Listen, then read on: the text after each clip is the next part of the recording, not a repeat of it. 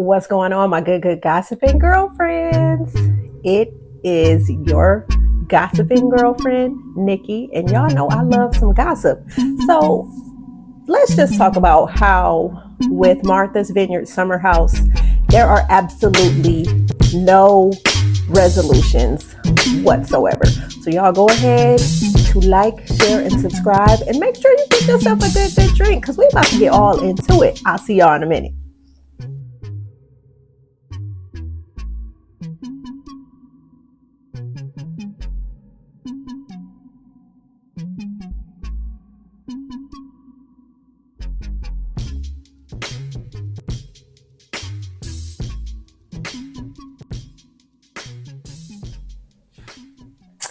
Hey to my good gossiping girlfriends. It's your gossiping girlfriend, Nick, and y'all know I love some gossip, so I want to welcome y'all to another episode of Nikki Loves Gossip. Yes, if you have not liked, if you have not shared, if you have not subscribed to my channel, what the hell are you waiting on? Y'all know I love me some gossip, and I'm going to get out here and I'm going to get in these gossiping streets, and I'm going to give my 2 cents on how I feel about this whole Martha's Vineyard debacle. So I know the last time I did a video, I talked about episode 8, Gossip Girls, with the Gossiping Girls, with the Three Stooges, and how they allowed Nutmeg to just come in and just orchestrate this whole thing and had them just all out of their hookup. And then when this whole Nick and Tasia thing festered and boiled, Nutmeg was not held accountable. Uncle Ruckus was doing the most to make sure that Nick understood that, hey, Nutmeg is just trying to, just let her homegirl Tasia know. First of all, just because Nick and Tasia went out on a couple of double dates does not a friendship make. Must I say that again? A couple of double dates does not a friendship make. So going into that whole debacle, again, I feel like there was no accountability. Bria was not held accountable. She puffed her chest up. And honestly, I feel like Bria low-key loves and wants herself some Nick. And I feel like Nick has never picked up what she was putting down, per se. Anytime she's throwing hints like, can you be my sleep protection? Can you be my sleep support system and all this stuff like that? And every little thing that she has done to put it out there. And Nick was never picking up what she was putting down. First of all, he was like, no, I'm not going to be your sleep support. Absolutely not. Because just think about how that situation would have bit him in the ass had he agreed to something so stupid. Knowing you got a man, why your man can't be your sleep support? We know that Simon is, overseas, but he does come in. How would that have looked? Simon probably wouldn't have cared anyway.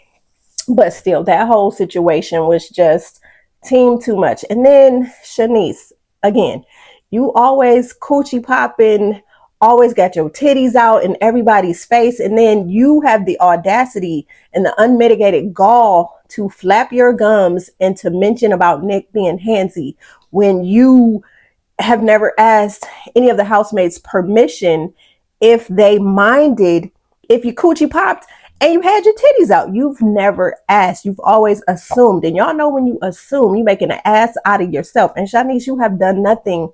You bring nothing to this show except for just showing the world how low vibrational you really are. Just showing the world how low your self-esteem is. And yeah, you say you get money and you get these rich and NBA players to sleep with you, but you think they're going to bring you home to mom? No, honey, they just smashing and passing. And that's pretty much all you seem to be good enough for. Is just, you seem to be good enough for a good time, but not a long time. You don't see any men trying to wife you up or make you, just make you feel like you that girl or something, like I said, that he could bring home to mom. So again, just Shanice does not need to come back. She brings absolutely nothing to the table. Again, nothing. So she can go. Noelle, I I really feel like Noelle this season has been the people's champ. Of course, she found herself in a little kerfluffle. And yeah, I did refer to her as one of the Three Stooges because she allowed herself to be sucked into the drama and into the gossip. And again, like I said, I'm Nikki. I love gossip. And I ain't going to hold y'all. Yes, I have found myself to fall into gossip and things like this. But sometimes, as a person that loves to gossip and loves to spill tea and sip tea and trade tea and do all that stuff, sometimes you have to sit back and think, how is this going to blow up in my face? Should it blow up? Now, if you're having a good kiki with the girls, like I said, the three of you all decided when you sat down on a hammock that this was just a kiki between sisters, just sharing tea, not spilling it anywhere else other than the hammock. What y'all allowed Nutella to do was to come in and sit down and just get some of the tea. Remember, she already said, this is not my scene, this is not my vibe, da da da. She already told y'all how she felt about y'all. She was already shady, she was already standoffish. So the fact that you guys allowed her to slither and slime her way into the hammock to just blow this drama up, again, that's on y'all. Y'all decided, again, everybody, we got to stop allowing everybody free passes into the cookout. We got to stop doing that. We have to get to the point where you just gotta like have discernment. And I just feel like in that situation, there was no discernment there. They allowed Nutmeg to just come in and just cause a ruckus like her man. So with that situation, again, Nutmeg was not held accountable. She, again, cried her little white women's tears, and then Uncle Ruckus is taking up for her and trying to, just throw shade and just trying to make it seem like she was trying to mediate the situation. And it's like, no, Ruckus, no. What we're not going to do is that. So there, again, no resolution with this whole situation. And then the last episode, production decides to cram the last few days into one episode, and it was very cringy. It was just very lackluster. Again, Summer Storm was never held accountable for the things that she did. She decided 2 days before the trip was over that she was going to leave. And my thing is like, I just feel like at the first boiling and bubbling over, I really feel like production should have asked her to leave. Like when she first got into it with Jordan, I just feel like that whole situation was just a whole kerfluffle. And then I feel like this, when it comes to reality TV, when you put your hands on another person, you should automatically be asked to go home. And then at the end of the season, if there is a reunion and when it's time to re-up the contracts, production and the executives should just sit down and really ask themselves, what is this person bringing to this show? Is this person going to continue to be a powder keg? Is this person going to add value? How, again, Storm, she didn't add anything. This whole Martha's Vineyard situation should have been, if any of you guys have watched the OG summer houses, we know, yes, they have the drama, but again, this is supposed to be a light vacation where sexy singles come in to mingle, to meet people on the Vineyard or, at the Hamptons, wherever they may be, have a little one night stands, bring the people in, have a little gossip, but it's supposed to be fun. And I feel like with this whole Martha's Vineyard, season 2 was very much just heavy. We didn't get an opportunity to just laugh and enjoy these cast of colorful characters because there was just so much heaviness, so much drama, so many tears, so much arguing, bickering back and forth about just silly things. And then we add these disgusting allegations where you got Nick out here being viewed as a whole ass creep when these women were in fact we're showing the creeps. So it's just, again, no resolution. And then Alex having his little music situation and pulling everybody together for that was cringy. It was like, we get it. I don't know if you have relations to John Legend, if he your cousin or if he your play cousin or whatever. You're not John Legend, sir. And you're not. And again, Alex, decent looking guy, but I just don't feel like he adds anything to the show. So I feel like he could just go on, and it's like, I feel like he wants to be this playboy. He wants these women to really want him. And I just feel like he doesn't, at the end of the day, I don't really feel like he offers anything to keep we the people, we the viewers interested in what he has. He, to me, is like, no, don't come back. And then the fact that you got these women fighting over you, and it's just like, you ain't offering nothing. Again, but like a Shanice, ain't offering nothing but a fun time, but not a long time. So I don't know. Alex, to me, can just go. Another thing that I find annoying, again, no resolution with the whole. So I've been, just reading the blogs and watching some lives and things like that, and I feel like everybody is still confused as to why there is beef between Jordan and Jasmine. And at first I was kind of like, should there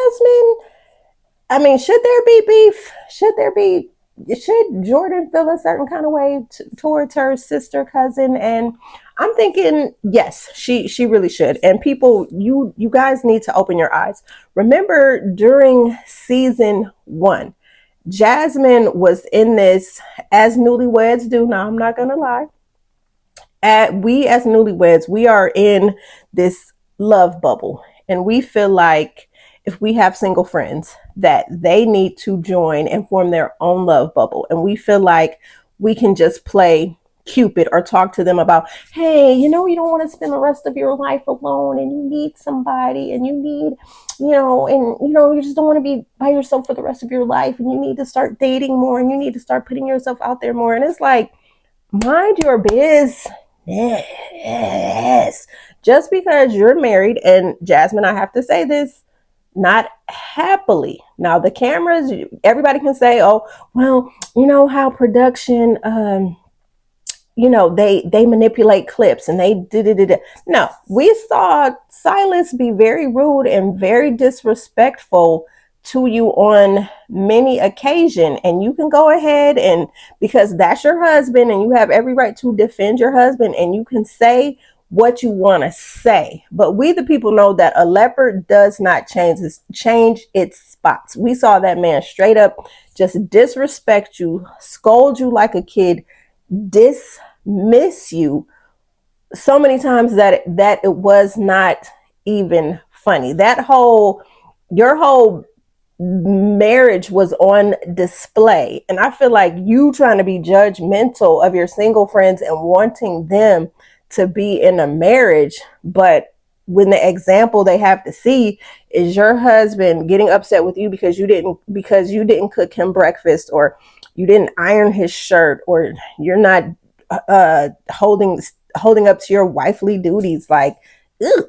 If that's the picture that you're painting of marriage, and you're trying to come for me in my single time, and you're giving me, you putting me the full court press onto me as to why I'm not dating or why I'm not married, you can keep that, because no single person wants to be under the stress and strife that we saw you under. And you can shake it, bake it, remix it, and try to put it out there and stand up for your man, because I get it. As a wife, that's what you're supposed to do. You're supposed to stand by your man. I'm gonna stick beside him. But the trauma that we saw with your African husband, and we know, like, from what we hear, that African men are very very much controlling. They're very much, I'm up here and you're my lowly peasant. We saw it live and in living color, and those cameras did not lie. Those cameras gave us a glimpse into the hell that you are probably experiencing. And like I said, you can shake it, bake it, and put it out here that, oh, I'm happy and this, and y'all can say what y'all want to say about my husband, and I don't like the way that y'all saying whatever. No, Jasmine, we're not saying anything. It's what we saw. And so the fact that we know that before you got with Silas, you and your homegirl Mariah, you fed her a fake dream for her to come and live with y'all, and y'all got kicked out of y'all place, and then you guys were homeless for a little bit. And then you, out of the blue, meet this man, and again, a military man, meaning you got 3 hots in a cot, meaning you got the best of benefits that the world could give. So it's understandable as to why you would hurry up and jump into a marriage of convenience, because that means you're not homeless anymore. You're being taken care of. Your medical bills, everything is being taken care of. Your lifestyle, you're being taken care of. But at what cost? At what cost are you being taken care of? The fact that you got to be talked to like you're a kid. The fact that, sis, you can try to sell these wolf tickets. I'm not buying it. And there are a lot of people who feel the same way, that they are not buying it. So for you guys to sit up here and try to say, I don't understand why Jordan has these feelings towards Jasmine, or everybody versus Jasmine.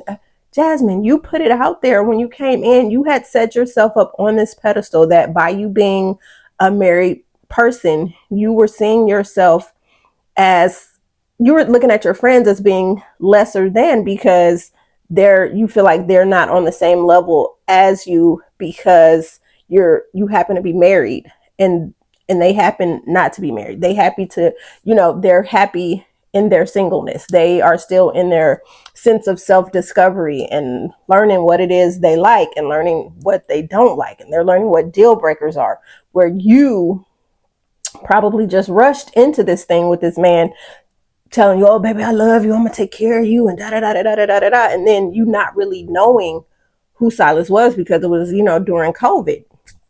So you're not really getting the full picture of who this man really is. But now we've seen what your husband is and who he is.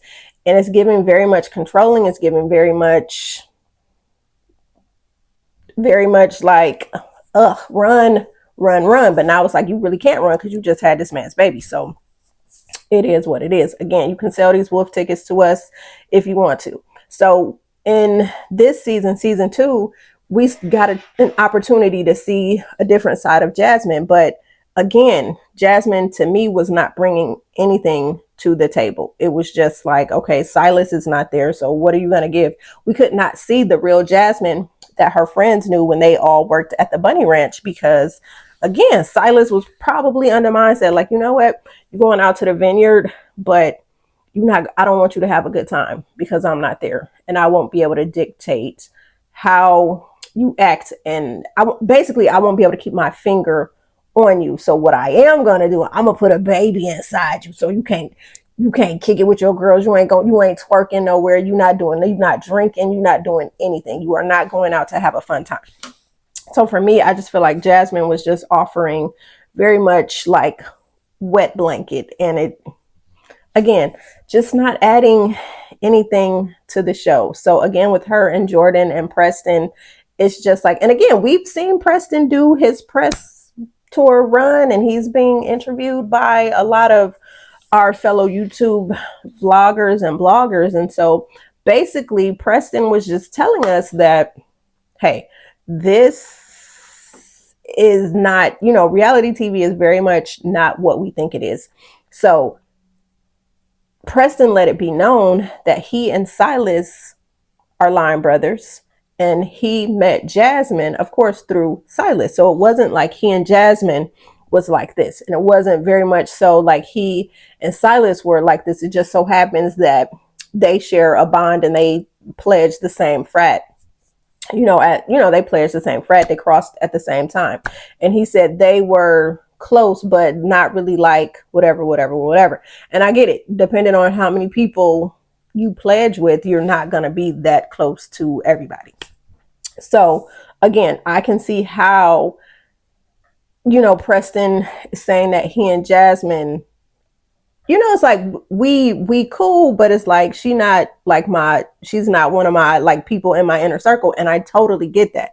So for everybody creating this false narrative about everybody is not liking Jasmine and it's making her feel a certain kind of way, it's like, no, Jasmine, you kind of put yourself out there and was crapping on your friends because they were not married and so busy trying to.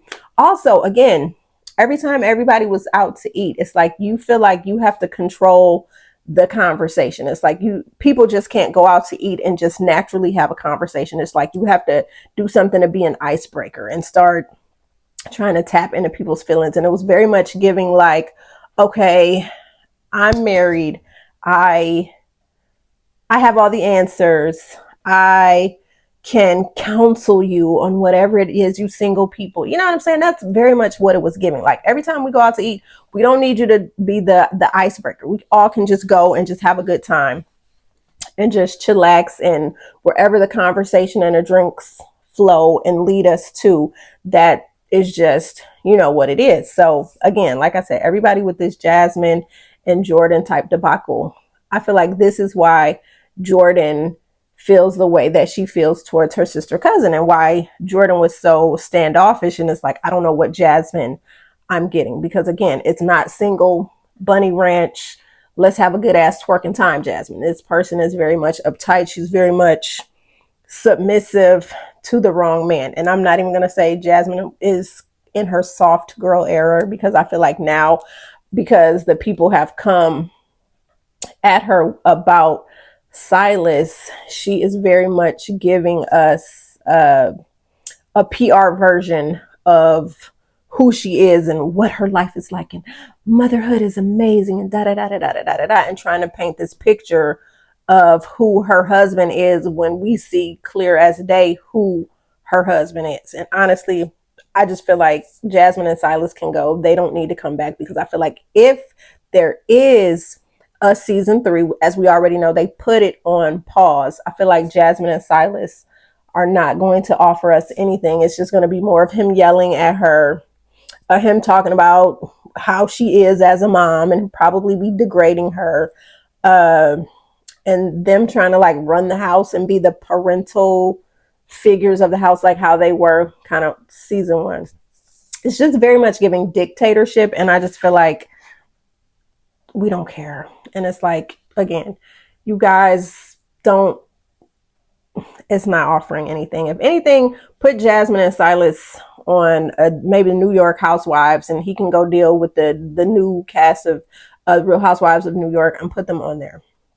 And they can get into that circle. I just feel like in this space, the Martha's Vineyard, we understand, like Jasmine let it be known when she was interviewed with Carlos King that she is a historian and da da da da da, and that's how she pretty much, she was pretty much in the works of, Martha's Vineyard and how this show was going to, play out when it came to the pitching of the show or whatnot. So again, I just feel like, she can go too, because very much just wet blanket. So I don't, and then, so we know that season 9, it ended again. That's why the title of my video is going to be No Resolutions, because again, there's really no resolution. Jasmine was very much trying to clock and eat at the reunion, and it was just like nobody was just, she ate, but it's just like nobody was like engaging with her to really say that she ate. It was, Jordan was very much like, okay, if you say so, sis. So it was kind of like underwhelming. Yeah, she ate, but it's just like she really didn't get the back and forth that she wanted.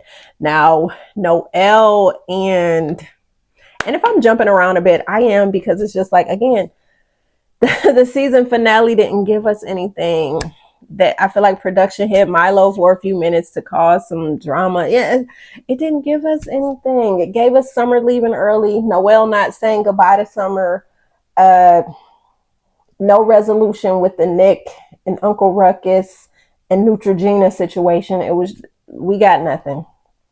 Yeah, and so it was very much rushed, and it was just very much underwhelming, which is why I didn't even have any notes to really talk about anything, because that's how underwhelming it was. And then it ends. Y'all give us like 30 seconds of Jasmine giving birth. And then, of course, Silas coming in and being there with his wife and baby. So that was pretty much it. And then we go into the reunion. And again, the fact that Bravo rushed this reunion and did not make it a two-part thing. And now that we know Martha's Vineyard is on pause, it's very much telling. So we saw that Uncle Ruckus, Andy clocked him every single way. And I feel like it's so funny how Andy can clock Uncle Ruckus and hold his feet to the fire about him and Neutrogena, about clowning him about the house. We'll get back to that in a moment, but I'm making a point here. It's funny how Andy can clock Uncle Ruckus, hold his feet to the fire, but Andy cannot and will not clock a Giselle, who has been the villain, who has never had a storyline since she's been on Real Housewives of Potomac. He finds time to clock Uncle Ruckus, but he will not clock Giselle for whatever reason. Okay, you clock her by putting her in the second seat. And I guess that's her warning to step it up. So again, the fact that Giselle is coming back to Real Housewives of Potomac is very disgusting. It's very disheartening. And it's just very much, basically, we're going to see more colorism, and we're going to see more of her trying to tear down somebody's marriage and her using somebody else as a storyline. So it's like, blah. So anyway, I'm not going to hold y'all on that. We're going to talk about Potomac when it's Potomac time, but I just wanted to make the comparison how biased that, Andy Cohen is when it comes to his favorites. So we know that Uncle Ruckus is definitely not a favorite, and that he was clowning the mess out of him.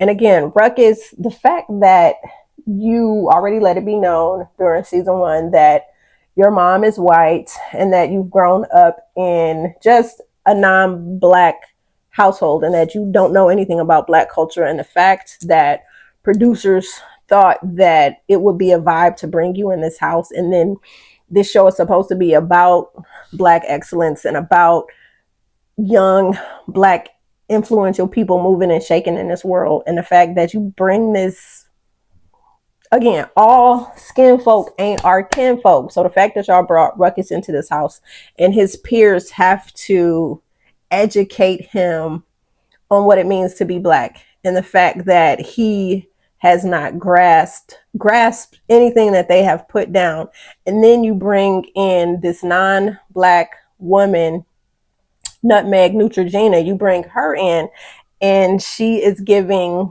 anti-Black. She is giving just, her microaggressions, her with the patting of Tasia's hair, and her just being very just vile and disgusting. I'm very happy that you feel like this woman is your soulmate. I'm so very happy that you have decided to you've decided to become a homeowner with her, and that you've decided to put yourself on the mortgage, which means that you are very much responsible to pay the mortgage every month. And she already put it out there in the atmosphere that she makes a hell of a lot more than you do. She makes what she makes in a month, you make that in an entire year. And the fact that you're going to be paying the mortgage, and she just has her name on the deed. That is so self-satisfying, because she has really given you her ass to kiss, and you are lapping it up, and you are loving every moment of it. This woman has had a hold. She has had a vice grip on your balls since. It's giving very much, let my people go. It's very much giving that she is your warden and you are her inmate. It's just, it's crazy. It's just despicable. And honestly, I feel like Uncle Ruckus does not need to come back. Put him on the OG Summer House, because those are the people that he can most identify with. Those are the people that he's very much in tune with. He is not in tune and will never be in tune to his Blackness, because he didn't grow up in it. And it's just like he just happens to have the same skin tone, and that's pretty much it. But that's a white man. Put him on the other summer house. And the fact that you can't, and you could tell because he was not given at the reunion. You wore a sweater vest, very much giving musty, like you stank, like you didn't even try. It was just ugh. So again, he can go. There's no resolution. He is in the land of the Delulu, and this woman is running all over him. So again, if he likes it, we love it for you. We love it. Enjoy paying that mortgage. Because first time you late, enjoy paying the mortgage. That's all I can say. Oh, and the fact that you gonna say, if Neutrogena can't come back, if she's not invited back, I'm not coming back. Bye. Both of you all can go. Bye. I don't know who would want to put you on the show. Again, like I said, put them both on the OG Summer House and let them disintegrate. And we don't want it. We don't want y'all. We don't want it. We don't want to see y'all. We don't.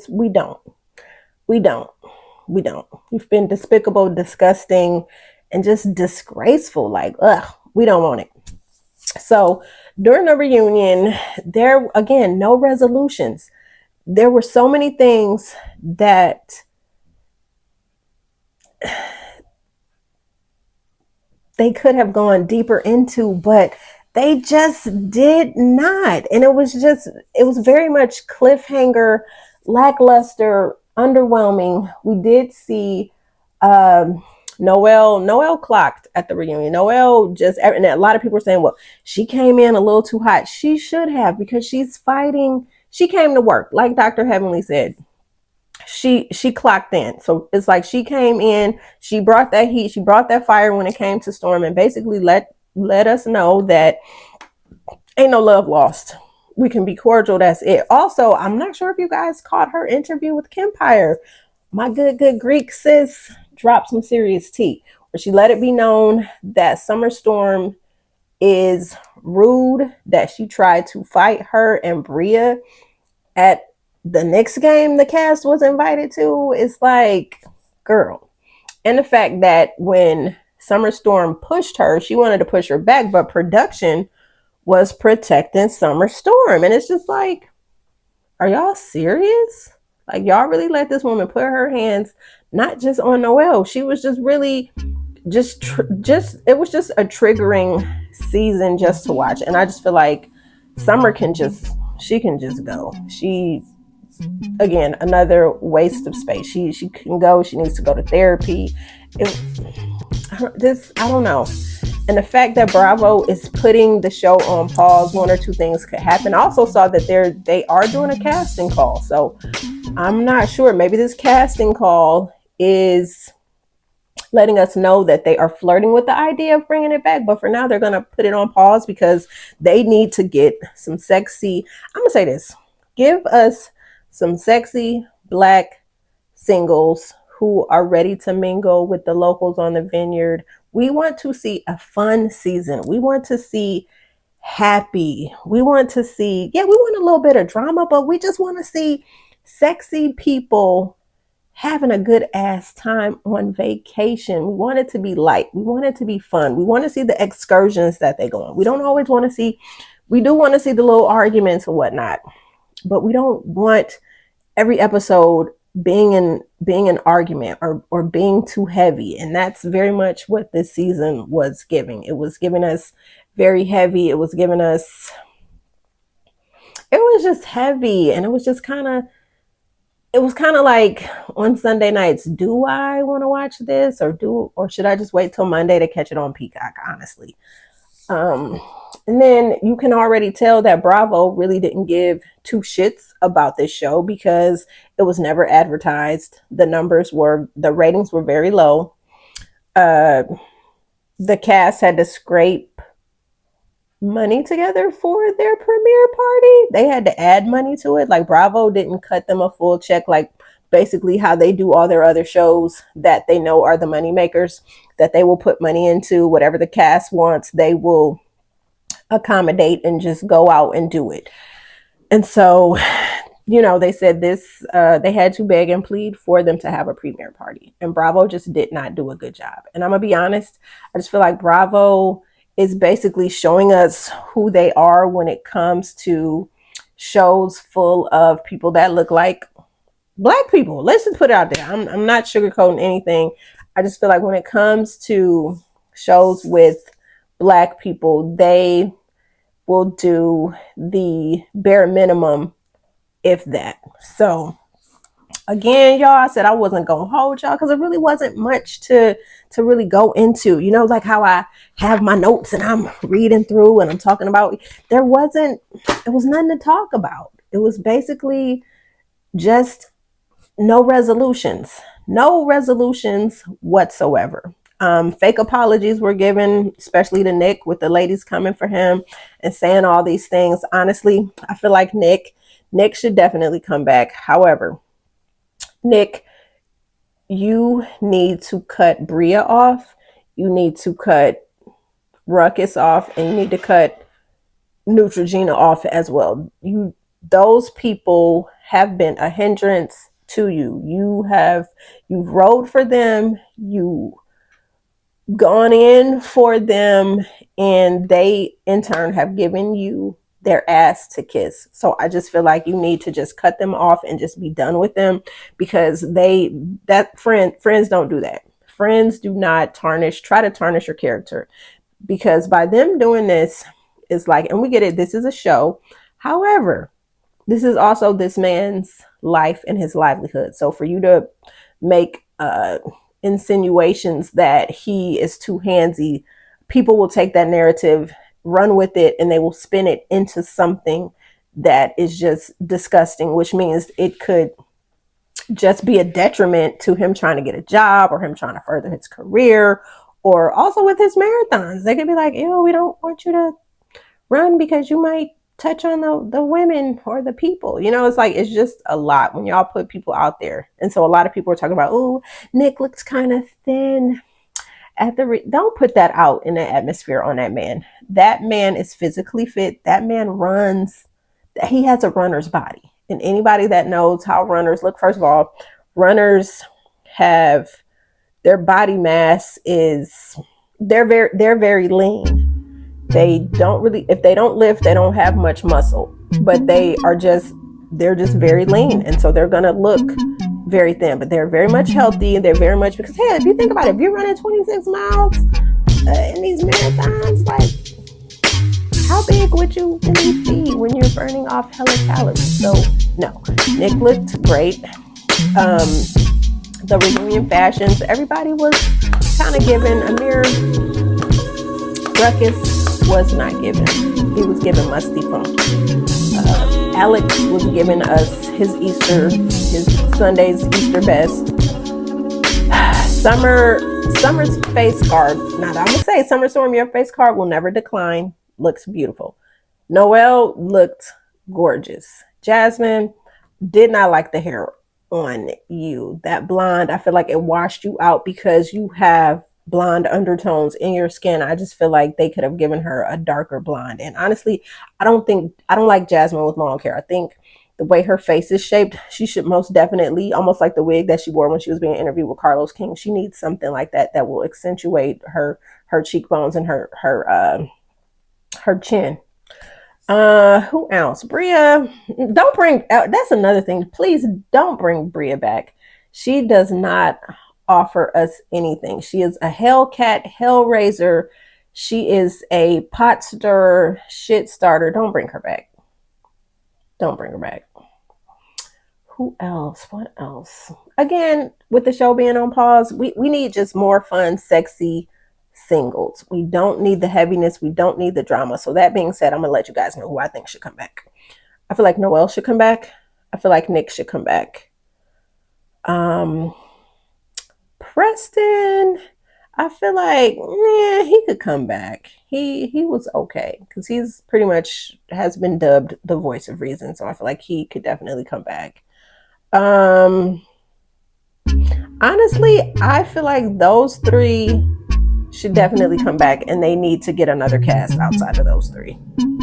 Those are my opinions. So again, I don't know. You guys talk your shit in the comments. Let me know how you feel. Again, you don't have to agree with my assessment. This is just my opinion. This is just me gossiping with y'all. So let me know how you feel about that. And don't forget to like, share, and subscribe to my channel. I mean, come on. I need my good gossiping girlfriends to join the good gossiping girlfriends tribe. Also, I want to say happy Pride Month to the LGBTQ plus community. It's y'all month. Let's get it. Peace and blessings to you all. And that's it. Until next time, Nikki loves gossip. I'm out.